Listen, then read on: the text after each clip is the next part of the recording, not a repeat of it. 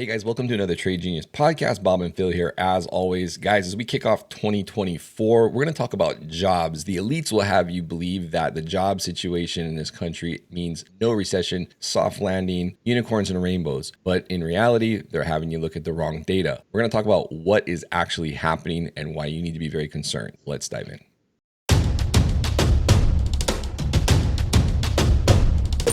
Trade Genius.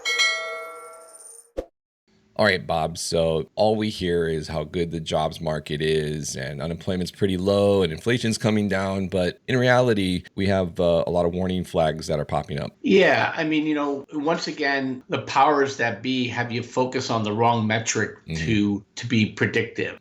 Jobs are probably the most lagging indicator you can have for economic activity. Job openings is the one that you want to keep your focus on. And there's a high correlation between job openings and the future performance of the stock market. And so if we could throw this chart up, Phil, that you found, pretty amazing. And, I'm going to put everything in the camp of basically November 1st to January 15th is going to end up being an anomaly in terms of data correlation with economic activity. I think it was the blow off top. It was a heavily leveraged system, to drive the stock prices up so that big money can reposition themselves. And if you look at this chart here, basically we just went off the rails. Job openings are collapsing, but SPY/ES/the market is going in the other direction. And that's not going to last. In fact, what's really weird about this, Phil, it's the first time ever it diverged. And so,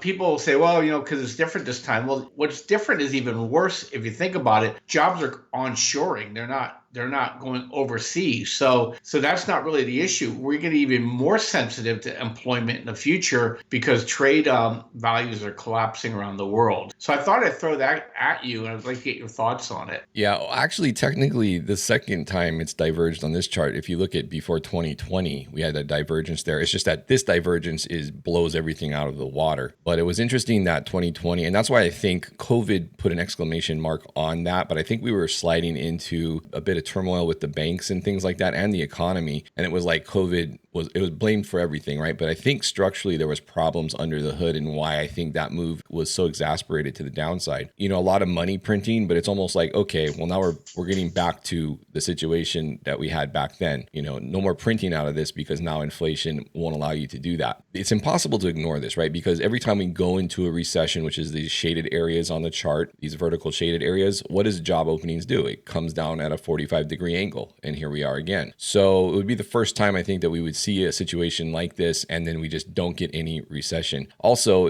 for all the talk of a soft landing that the Fed wants you to believe, if that was the case, why are they even talking about cutting rates at all? Why much less 3 times from what they're saying, and the market thinks 6 times? So I have a hard time believing that the soft landing narrative, given the data here. And personally, I think they see the job openings, and I think they know that they're going to have to position the market to be prepared for cuts.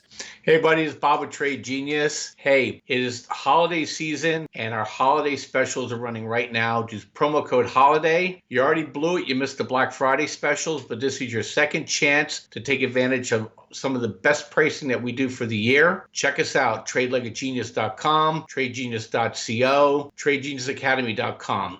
All roads lead to Trade Genius. Check us out. Incredible deals. Thanks for listening.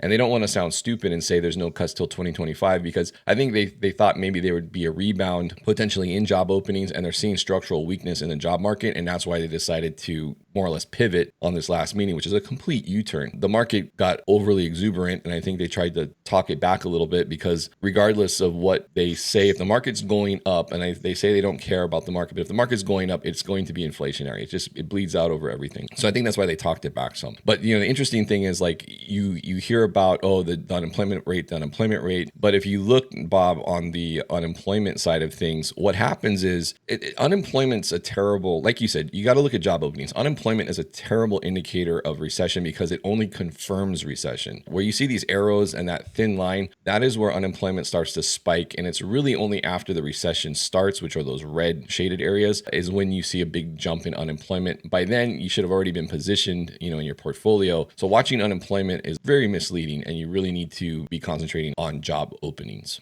Yeah, I mean, I just think, you have to look at the right data to make the right decisions. So, we'll see how these first couple weeks play out. But yeah, you can't ignore this. And, coming into January is, a lot of retailers are going to be blowing people out. And the market can't have it both ways. They can't say AI is the future, which is highly productive and highly labor reducing, and at the same time saying that we're going to have a really, really tight labor market, because the people that are going to lose their jobs are the people that are on the lower end of the education and skill side of things. And that's where if you want to keep employment tight and high, low, you're going to have to keep those people employed. They're just not going to be needed. And here in California, they raised basically the minimum wage of, the hospitality fast food sector. You got basically layoffs coming, not layoffs, but strikes coming in a lot of hospitality. So, a lot of these companies are looking at this and saying, hey, I got to rip labor out of here, because if I have to keep making these margins that Wall Street wants me to make, labor is my biggest problem. So they're going to put themselves in a situation where they're right for a short period of time, but they're going to cause their own demise. So keep an eye on this, guys. I think it's coming. I know here in California, things are slower. It was a good year, but it wasn't a great year. And even like the areas that my wife works in, is affluent clients, business is down 30%. The environment my daughter works in, affluent clients, it was a good year, but it was like 20% off of what it was last year. So people are absolutely pulling back. And I think it's going to be manifest across the board going into 2024. Yep. Let us know your thoughts below, guys. Do you think that it's slowing down? Is that what you're seeing in your neck of the woods? We'd love to hear from you. Post your comments below. Otherwise, guys, thanks for watching. We look forward to another awesome year with you guys in 2024. And if you're interested in our products, head over to tradegenius.co and check out our specials over there. We'll see you guys in the next episode. Take care.